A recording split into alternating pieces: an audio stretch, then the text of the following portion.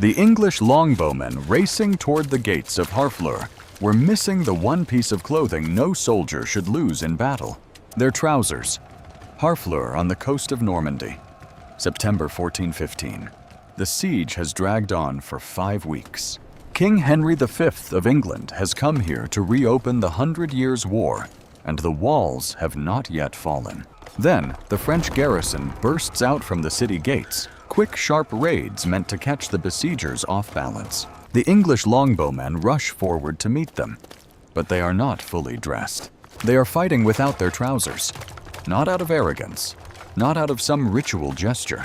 Their trousers are off because the sickness that has taken hold of the camp hit so violently and so continuously that a man cannot afford the seconds it takes to lower his clothing.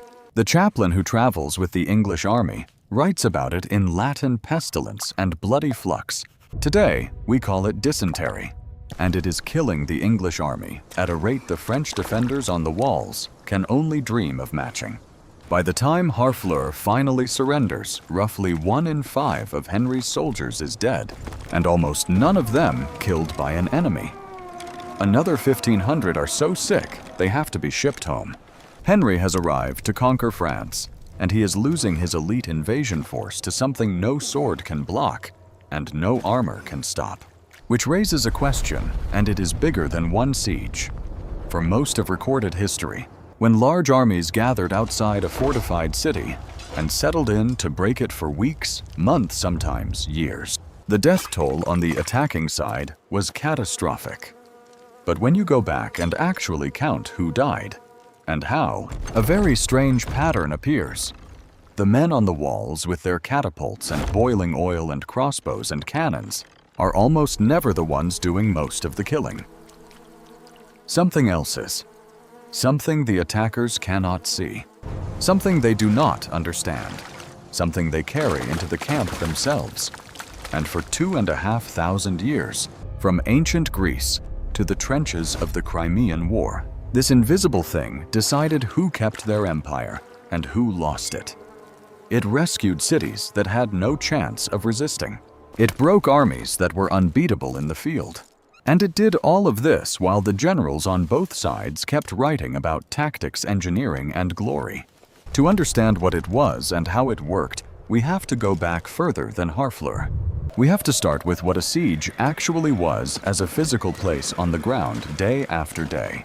Between the 5th century BC and the 19th century AD, virtually every major war in Europe, the Mediterranean, and the Middle East was decided not on open battlefields, but at the walls of fortified cities. Sieges were how power actually changed hands. And a siege, before we talk about weapons or walls, was first of all a problem of bodies.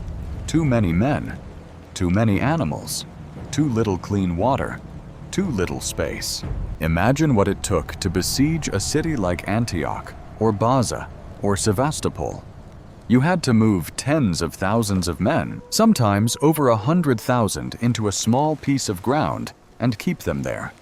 You had to feed them. You had to water them. You had to house them. You had to keep their horses and mules and oxen fed and watered too.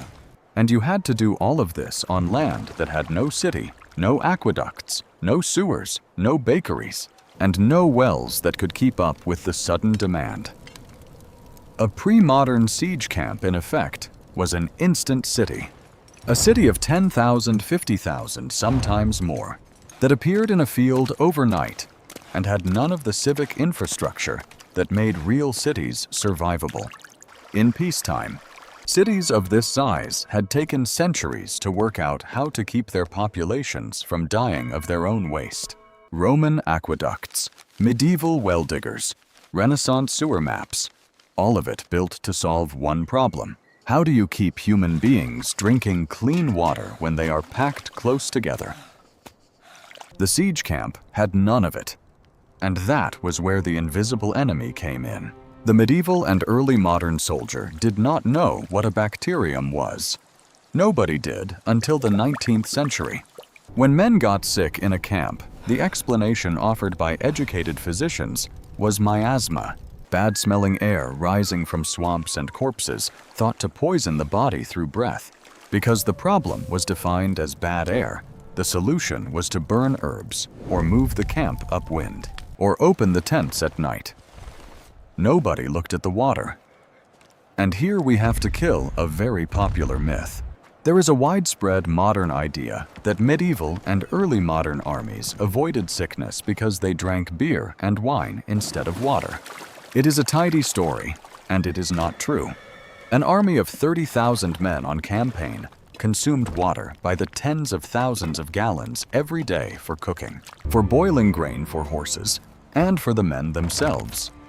Beer and wine were a luxury supply that ran out within days. When the barrels emptied, and they always emptied, the army drank from whatever was around. And whatever was around was almost always a river or a marsh that the same army was busy polluting from upstream. Because the third piece of the puzzle and the deadliest was the latrine. If latrines were dug at all, they were dug shallow, dug close, and dug wherever was convenient. Very often that meant upstream of the drinking source. Add tens of thousands of horses and mules. Add thousands of camp followers. Add the constant traffic of feet churning the ground into mud. Add a rainstorm, and the camp became a soup. A slurry of mud and human and animal waste that flooded the sleeping areas and drained straight into the wells the army was drinking from. The stench of a large siege camp, as several chroniclers note, could be smelled for miles before the tents came into view. Into that environment, two organisms did most of the killing. The first was Shigella, a bacterium that thrived in contaminated water and produced what everyone in the pre-modern world called the bloody flux. Today, we call it bacillary dysentery. It attacked the intestines, caused severe bloody diarrhea, and dehydrated its victim to death within days if he did not recover. In a packed camp with polluted water, it spread from man to man in an unbroken chain. The second was Rickettsia provazekii, the pathogen behind epidemic typhus, also known as camp fever. Typhus did not spread through water. It spread through the human body louse, the little parasite that lived in the seams of unwashed clothing. In a summer siege where soldiers could not strip and boil their uniforms, a single man could carry 10,000 lice on his body. When the lice were crushed against skin, and their infected feces got into a scratch or a cut, the man's temperature climbed to 40 degrees. His brain filled with delirium, and within days, half the time he died. These two organisms did not care about tactics. They did not care which side had better generals. They did not care who was defending a city and who was besieging it. Though the besiegers by geography took most of the hit, because the defenders were inside walls that already had sanitation, wells that predated the war by centuries, latrines and sewers that had been in use for generations. The attacker's job, his physical job, was to build a functioning city from scratch next to an enemy who was trying to kill him. In a matter of days. Almost none of them ever really managed it. And the first great chronicled catastrophe of the siege as biological trap happened almost 2,500 years before Harfleur. In the summer of 430 BC, on the Athenian side of the Peloponnesian War, Sparta had marched into Attica and forced the entire Athenian countryside to retreat behind the city walls. Suddenly, the population inside Athens roughly doubled. Refugees packed the streets, packed the temples, packed every empty space between the long walls that connected the city to its port. There was no plan for feeding, watering, or housing this many people at once.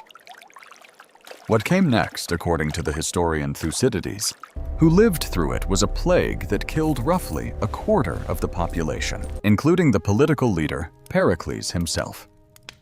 We still do not know for certain what disease it was. Typhus and typhoid are the leading candidates. What we do know is that Athens never recovered its strategic footing. A war that had begun as a match between two rival powers ended decades later, with Athens broken from within. The invisible enemy had done what the Spartan army could not. 60 years later, in 396 BC, the pattern reversed and struck the attackers. A massive Carthaginian expeditionary army under a general named Himilco arrived on the coast of Sicily to besiege the Greek city of Syracuse. Himilco had numbers, he had ships, he had every reason to expect success, and he made a single decision that ruined everything. He camped his army in an undrained swamp near the walls. The historian Diodorus Siculus tells us what happened. Soldiers began waking up dead in their tents. Priests slaughtered animals to appease the gods, and the sacrifices failed. Within weeks, Himilco was watching his mercenary contingents collapse from an epidemic that spread faster than any human system could contain. Possibly smallpox, possibly typhus, we cannot say for certain. He ended up sneaking away in the night with only his own Carthaginian citizens on board, abandoning his mercenaries where they lay. Syracuse had been saved not by any military skill, but because an invading army had chosen the wrong ground to sleep on. This is the pattern that would repeat, in one form or another, for the next 2,000 years. And it is here, with the invisible enemy identified, and the mechanism understood, that the story truly opens up. Because the next 1,500 years would see this same trap laid and sprung on some of the most famous armies in European history, on Crusader kings, on Renaissance princes, on the greatest generals of the age of gunpowder, and eventually on the largest army the world had ever seen. By the medieval period, siege warfare had become the dominant form of European conflict. Open field battles were the exception. Kingdoms were made and broken at the walls of cities, and every commander who tried it ran into the same invisible wall the Carthaginians had hit at Syracuse. The First Crusade at the end of the 11th century is a useful place to see it. A coalition of French Norman and Flemish knights had marched thousands of miles across Europe and Anatolia to reach the walls of Antioch, one of the great fortress cities of the eastern Mediterranean. They arrived in October 1097. They finally took the city by treachery in June 1098. And within days of their victory, they found themselves in the strangest situation imaginable. They were the besiegers who had just become the besieged. A massive Muslim relief army under a general named Kerboga of Mosul closed in from the east and trapped the Crusaders inside the very walls they had just captured. Now they had the walls of Antioch, and they had absolutely no food. What followed was one of the worst survival crises in the entire history of the Crusades. Chroniclers describe soldiers eating leather, eating leaves, eating horses that had already died of disease, and eventually, according to some accounts, eating human corpses. Around them, typhoid and dysentery swept through the camp. The Crusader leadership, the men whose names later filled the legends, Bohemond and Godfrey and Raymond, watched their army melt from the inside. And then, out of a mixture of desperation and religious hysteria, they marched out to fight. The story tradition tells is that a monk claimed to have found the Holy Lance, the spear that had pierced the side of Christ, buried in the cathedral. Whether the discovery was real or a fraud, it became the rallying point for a suicidal breakout. The starved, sick, half-mad Crusader army opened the gates and charged Kerboga's forces on open ground. They should have been slaughtered. Instead, they won. And that battle, more than any other, is why the First Crusade succeeded, and Jerusalem fell to Christian arms a year later. Modern historians who study the Crusades now argue, and it is worth pausing on, that the miracle of the Antioch breakout was less a spiritual event than a biological one. The Crusaders had reached a point where staying inside the walls meant dying of hunger and disease within days. Marching out was the only remaining option. The invisible enemy had chased them into a battle they somehow won. 93 years later, at the Siege of Acre in 1191, the pattern struck again. This time inside the Crusader royal camps themselves. The Third Crusade had assembled the most famous cast of kings in European history. Richard, the Lionheart of England, Philip II of France, and the German Emperor Frederick Barbarossa, who had actually already died on the march. Acre was the great coastal fortress the Crusaders needed if they were ever going to retake Jerusalem. And it was, exactly like Antioch, a static camp of tens of thousands crammed into a small piece of Mediterranean coast through a very hot summer. Dysentery arrived first, then camp fever typhus, then a mysterious wasting illness that contemporaries called Arnaldia, which modern historians think may have been a variant of scurvy or trench fever. It swept through the tents of nobles and foot soldiers alike. Philip of Flanders died of it. Philip II of France caught it and never fully recovered his health for the rest of the campaign. And Richard the Lionheart, the most famous warrior king of medieval Europe, was so weak from Arnaldia that he had to be carried out on a silk litter to shoot his crossbow at the city walls. Think about that image. The most physically imposing king in Christendom, reduced to firing his crossbow lying down on a stretcher in front of his own troops. That was what a siege did. The Crusaders eventually took Acre, but their royal leadership had been broken. Richard would never make it to Jerusalem. The single most famous crusader in history was chased out of the Holy Land in part by an infection whose exact name has been lost to us. And that is the point the story keeps making. Siege after siege, the invisible enemy spared no rank. And now we come back to Harfleur, because the scene we opened with was only the beginning of what happened next. King Henry V of England landed on the Norman coast in August 1415 with a professional force of longbowmen and men-at-arms. His goal was simple and immense: reopen his family's ancient claim to the French crown by seizing enough territory that Paris would have to negotiate. Harfleur, a fortified port at the mouth of the Seine, was step one.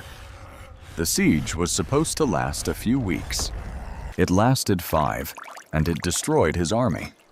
Contaminated water from the surrounding marshes met unripe local fruit, met a completely inadequate latrine system, and the bloody flux tore through the English camp. By the time the town surrendered, roughly 2,000 of Henry's men were dead. Another 1,500 had to be shipped home half alive. Among the dead was Henry's own cousin, Richard Courtenay, Bishop of Norwich. A nobleman with his own tent, his own physicians, his own supply of clean food. He died of dysentery in the mud, like the archers around him. Rank offered no protection at Harfleur. Now, here is the point where the popular version of the story takes over. The story we all remember is that Henry, despite these catastrophic losses, chose to march his army across northern France in an act of medieval bravado, met a French royal army 5 times his size at a village called Agincourt, and, thanks to English longbows and heavy autumn mud, won one of the most famous upset victories in European history. Henry V, Warrior King, the Band of Brothers, St. Crispin's Day, Shakespeare's speech. That version is not wrong, but it leaves out the reason. Henry did not march to Agincourt out of pride. He marched because he had to. Harfleur had become a death zone. His force was too small to hold what he had already conquered, and too weak to conquer anything else. His only real option was to reach Calais, the English-held port 200 miles up the coast, before the flux killed the rest of his men. The march was not a demonstration of confidence. It was an evacuation. The French army caught him along the way on the muddy field at Agincourt, and Henry's exhausted, sick, half-starved bowmen won a battle that changed European history. But the battle happened because the invisible enemy had left Henry no choice. Time was a biological weapon. And Agincourt, one of the most romanticized fights in the medieval world, is only in the historical record because dysentery had already won its own private battle at Harfleur weeks before. 74 years later, in the summer of 1489, the pattern struck in Spain in a way that finally forced a European monarchy to actually respond. Queen Isabella of Castile, and her husband King Ferdinand were nearing the end of the Reconquista, the long project of driving the last Muslim kingdom of Granada out of the Iberian Peninsula. Their siege of the fortress town of Baza in the mountains of Andalusia ran through the hot Spanish summer and into a wet, disastrous autumn. Their army suffered roughly 20,000 casualties. And here is the extraordinary number cited by the bacteriologist Hans Zinser. Only about 3,000 of those deaths came from combat. The other 17,000 came from typhus. The Spanish army had defeated the Moors at Baza, but it had been beaten to a pulp by camp fever. And Isabella, one of the more organizationally ruthless monarchs Europe would ever produce, drew a conclusion. She ordered the creation of dedicated military hospitals, staffed and supplied at royal expense, to travel with her armies. It was the first serious attempt in European history to build systematic medical logistics for war. It would take another 350 years for the idea to become standard practice. But the impulse behind it started at Baza, at the moment when Isabella realized that the enemy her army could not see was killing 5 soldiers for every one killed by the enemy her army could see.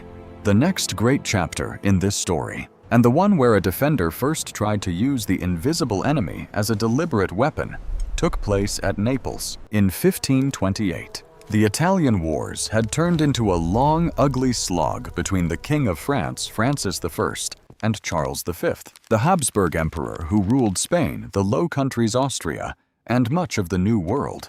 A French army of about 25,000 elite troops under a marshal named Odette de Foix, Vicomte de Lautrec, had swept down through Italy and now surrounded Naples, the imperial jewel of the south. The city's defender, an imperial commander named Charles de Lannoy, had one massive problem. His walls were solid, but his garrison was outnumbered, and the French siege lines were closing in. Lannoy could not beat the French in the field, so he did something else. He broke the aqueducts. The ancient Roman-era aqueducts that fed Naples ran across the low ground the French army was camped on. When Lannoy's engineers punched holes in the stonework, the water never reached the city, but it did flood the French camp. Within days, the French siege lines were sitting in a wide, shallow swamp of standing water. Within weeks, mosquitoes were breeding in the millions in the pool. Malaria arrived first, then typhus, then dysentery.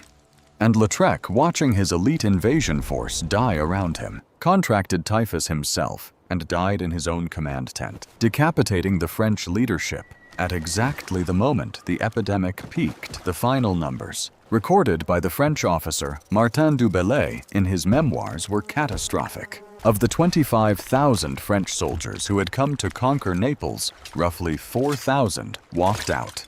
That is a casualty rate of 84% inflicted almost entirely by microscopic pathogens, at the instruction of a defender who understood that time and water and standing filth would do what his own soldiers could not. The French had lost Italy. The Spanish Habsburgs would dominate the peninsula for the next century and a half. All of it decided ultimately by a hole in a Roman aqueduct. The scale kept expanding.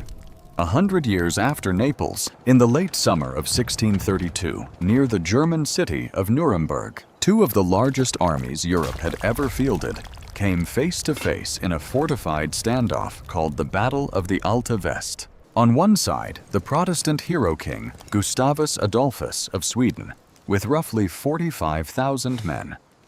On the other, the imperial commander Albrecht von Wallenstein with a similar force. Both armies dug in on high ground. Neither could attack without a massacre. Both stayed. For weeks, typhus, dysentery, and scurvy did what neither general could. By the time the 2 forces disengaged, without ever fighting a decisive battle, roughly 30,000 soldiers and camp followers were dead, killed not by the enemy across the field, but by the biology of 2 static camps facing each other over an empty stretch of German countryside. The strategic momentum of the entire 30 Years' War, according to modern historians of the period, shifted at Nuremberg, not because anyone won a battle, but because both sides bled out from within, and this was the deep pattern. Time was a biological weapon. Whichever army was forced to sit still in mud near contaminated water was going to lose troops at a rate the enemy's soldiers could not match. Combat killed hundreds. Camps killed tens of thousands. And when historians of the 30 Years' War tally the total dead across the entire conflict, an estimated 8 million people over 3 decades, less than 15% of those deaths came from actual combat. The vast majority were from siege-induced starvation and disease, spreading outward from the military camps into the civilian populations that fed them. The story was about to leave Europe entirely. In March 1741, a British expeditionary force under Admiral Edward Vernon arrived off the coast of what is now Colombia to attack the Spanish port of Cartagena de Indias, one of the most fortified and lucrative harbors in the Spanish Empire. Vernon had ambition. He had 27,000 men and 186 ships. It was at the time one of the largest amphibious operations in world history, and it walked straight into a biological wall the British did not understand and could not have prepared for. The Caribbean was already home to yellow fever, a mosquito-borne disease that the Spanish garrisons and enslaved workers of the region had over generations developed some resistance to. The British soldiers had none. Within weeks of landing in the swampy heat around Cartagena, yellow fever and dysentery were killing British sailors and Marines at a rate the ship's surgeons could not track. By the time Vernon abandoned the attack, over 10,000 of his men were dead. A few hundred had been killed by Spanish shot. The rest were killed by microorganisms nobody in the British fleet had a name for. The historian J.R.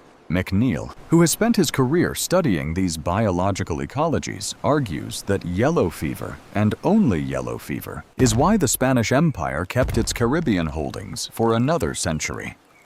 British and French expeditions kept trying. British and French expeditions kept dying. The invisible enemy was defending Spanish sovereignty more reliably than any garrison could, which is worth sitting with for a moment. Because the map of the modern world, where Spanish is still spoken in Colombia and Cuba and Mexico and English mostly is not, was drawn in large part by microbes that nobody at the time could see. A mosquito on the coast of Cartagena did more to shape modern geopolitics than any admiral in the Royal Navy. By the late 18th and early 19th centuries, the scale of warfare had grown so enormous that the traditional siege was becoming almost impossible to maintain. Armies of 500,000 men were being fielded. Supply lines stretched across continents. National conscription had replaced the small professional armies of the medieval era. And every one of these new mass armies was going to run into the same wall at the same speed that had killed the Carthaginians at Syracuse in 396 BC. The largest of them was about to try. It belonged to a Corsican general who had made himself emperor of the French. And in June of 1812, at the head of the largest army Europe had ever assembled, he crossed the border into the Russian Empire. Napoleon Bonaparte crossed the Niemen River into Russian territory on June 24, 1812, at the head of the Grande Armée, an invasion force of roughly 600,000 men. It was the largest single army Europe had ever put together in one campaign. And within 6 months, it would be almost entirely gone. The popular version of this story blames the Russian winter, the snow, the cold, the frostbite, the endless retreat from Moscow through fields of ice. That version is not wrong, but it dramatically underplays what actually did most of the killing, because typhus and dysentery had begun killing Napoleon's soldiers before they even reached Russia. The Grande Armée had been assembled from every corner of Europe, French, German, Polish, Italian, Dutch, Spanish, and moved eastward through Poland and Prussia in enormous, slow, static columns. Every night, tens of thousands of men slept close together in fields and villages. Every morning, the men who had been infected the previous week were sicker. The lice on their bodies were more numerous, and the sick were passing the bacteria to the healthy through the same body louse mechanism that had killed armies for 1,000 years. By the time Napoleon reached Moscow in September, he had already lost more than half his army not to Russian soldiers, not to snow, but to the same two diseases that had killed the French at Naples in 1528, typhus and dysentery. When the retreat began in October, the survivors were already emaciated and infected. What snow finished, the invisible enemy had started. And there is a detail here worth pausing on. The historian Stephen Talty, who has studied the biology of the 1812 campaign in detail, argues that a great deal of the famous frozen death imagery of Napoleon's retreat is misleading. Many of the soldiers who died in the snow were already delirious with typhus. Typhus raises body temperature so high that victims in the late stages often tear off their own clothes. Men were freezing to death in Russian fields because a bacterium was tricking their brains into feeling hot. The invisible enemy was killing them and then dressing up the killing in a Russian winter. By December, when the shattered remnants of the Grande Armée staggered back across the border, roughly 400,000 of the original 600,000 were dead. It is one of the largest military catastrophes in recorded history. And the majority of those deaths, according to modern historians, came from microorganisms, not muskets and not snow. Napoleon's aura of invincibility ended on that road. The First French Empire, which had reshaped the map of Europe, would fall 2 years later. And the general who had lost more soldiers to lice than to Russians would die in exile on a rock in the South Atlantic without ever quite understanding what had killed his army.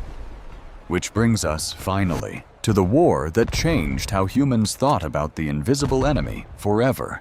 In 1854, Britain, France, and the Ottoman Empire declared war on Russia over control of the Black Sea. The main action of the war centered on the Russian naval fortress of Sevastopol in the Crimea. British and French troops dug siege lines outside the city and settled in for a long grinding operation. They were still there almost a year later. The trenches around Sevastopol were by 19th century standards a disaster on every axis. Cold in winter, muddy in autumn, baking in summer, supplied by a chaotic logistics chain that broke down constantly, and most importantly, drained by water sources that were routinely contaminated with human waste from thousands of latrines dug too close to the wells. Cholera arrived first, a waterborne disease that had spread out of India over the previous decades and was now a global menace. Dysentery followed. Typhus, of course, was ever present. And the British Army, whose medical corps had barely evolved since the Napoleonic Wars, watched its men die by the thousand with no clear idea what to do. The final British numbers tallied after the war are the ones that broke the pattern. British soldiers killed by enemy action across the entire Crimean War, 2,755. British soldiers killed by disease across the entire Crimean War, 16,323. A ratio of 1 to 6. And the Sevastopol trenches, more than any other place, are where those disease numbers piled up. Between 60 and 70% of all British and French casualties in the siege came from illness, not combat. For centuries, this had been the quiet mathematics of siege warfare. Wallenstein knew it. Isabella knew it. Napoleon's medical officers knew it. But the Crimean War was different for one specific reason. It was the first great war of the newspaper age. Reports from the front reached London in days, not months. Photographs, a brand new medium, showed British soldiers dying in filthy hospital wards. And the British public, for the first time in history, began to react to the numbers of a war in real time. Into that outrage stepped a woman named Florence Nightingale. And here we need to correct something important. The popular image of Florence Nightingale, the one preserved by Victorian sentimental paintings, is the Lady with the Lamp, a gentle nurse walking the wards of a hospital in Scutari at night, comforting the wounded. That image is real. It is also almost completely irrelevant to why Florence Nightingale changed history. The person who changed history was not the caregiver. It was the statistician, Nightingale, who had trained as a nurse but was also one of the sharpest data analysts of her generation. Arrived at the British military hospital in Scutari in late 1854 and immediately began doing something none of the army's medical establishment had thought to do. She counted. She recorded month by month how many soldiers were dying and of what. She discovered that far more men were dying of preventable disease inside the British military hospitals than were being killed by Russian guns at the front. She discovered that the hospitals themselves, poorly ventilated, badly drained, with open sewers running beneath the floors, were killing the men who came to them for care. And after the war ended, in 1858, she did the thing that mattered most. She compiled her mortality data into a chart nobody in London had ever seen before. It was a polar area diagram, what we now call a rose diagram. Each wedge represented 1 month of the war. The blue wedge's enormous sprawling represented deaths from preventable disease. The red wedges, tiny, almost invisible next to the blue, represented deaths from Russian weapons. Nightingale sent that chart to Queen Victoria, to Parliament, to the medical establishment. And in a single visual, she made it impossible to keep pretending the British Army had been beaten by the Russians. The British Army had been beaten by its own latrines. Her own words to the authorities, cited by every historian of the period since. The mortality of this British Army was higher than that of the Great Plague of London. That sentence, and the diagram behind it, launched a revolution in military sanitation. Field hospitals were redesigned. Latrines were regulated. Water sources were tested. Nursing was professionalized. And most importantly, the assumption at the heart of pre-modern warfare that disease was simply the price of putting men in a field, for the first time in history, to be questioned as a solvable problem. 20 years later, the French chemist Louis Pasteur and the German physician Robert Koch would prove that germs, not miasma, caused disease. 20 years after that, the first modern military sanitation manuals would appear. By the time the First World War arrived, a war of far greater scale than Sevastopol, the great powers had, for the first time in recorded history, more soldiers killed by enemy action than by disease. It was the reversal of a 2,000-year rule. And the reversal had started with a woman doing math in a hospital in Scutari. So what does all of this mean? The clearest way to see it is to notice what the true weapon in the war against the invisible enemy actually was. It was not a better cannon. It was not a thicker wall. It was not a smarter general. It was the humble shovel for digging latrines deep and far away from wells. It was soap. It was applied statistics. It was clean water, boiled and treated, and kept separate from human waste. It was, in the end, the completely unglamorous infrastructure of a modern city, transferred somehow into the temporary conditions of a military camp. Everything that empires had spent 2,000 years failing to solve, the shovel and the soap and the statistics eventually solved. But the invisible enemy was never really defeated. It was held at bay. As long as the infrastructure held, the microorganisms could not gather. When the infrastructure broke for any reason at all, the microorganisms came back, which brings this story uncomfortably close to the present. Because in modern war zones, in Syria, in Yemen, in Ukraine and Sudan, the first casualty is almost always the water treatment plant. When infrastructure is bombed, when refugee camps swell overnight with tens or hundreds of thousands of displaced people, when latrines cannot keep up with the population, and hospitals lose their power, the ancient enemy comes back exactly as it did to Himilco at Syracuse. Cholera outbreaks in 21st century refugee camps have killed tens of thousands of civilians. Dysentery still spreads on the same mechanism it always did. Typhus reappears wherever crowds of unwashed human beings meet cold and displacement. There was a major cholera outbreak in Yemen in 2016 and 2017 that infected more than 1 million people, the largest in recorded history. and it was caused by the same organism in the same conditions that killed British soldiers in the trenches of Sevastopol. The invisible enemy has not been beaten. It has been fenced out by pipes and pumps and treatment plants and hygiene.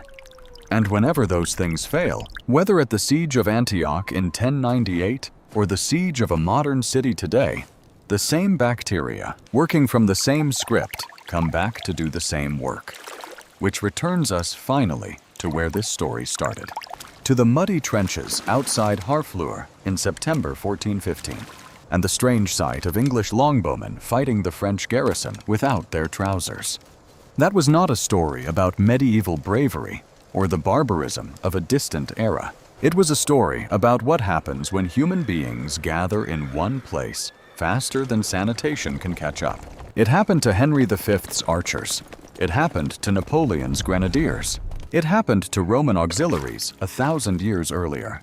And it happens today to families crowded into refugee camps who never wanted to be soldiers at all. For 2,500 years, the smartest generals in history threw their armies at fortified walls, and the walls very often held. But the walls most of the time were not what broke armies. What broke armies was the water at the foot of the walls. The mud. The latrine dug in the wrong place. The lice in an unwashed shirt. And the true commanders of the siege, the ones who quietly decided who kept an empire and who lost one, were not the men on the horses. They were the invisible things riding in the drinking cup. They still are,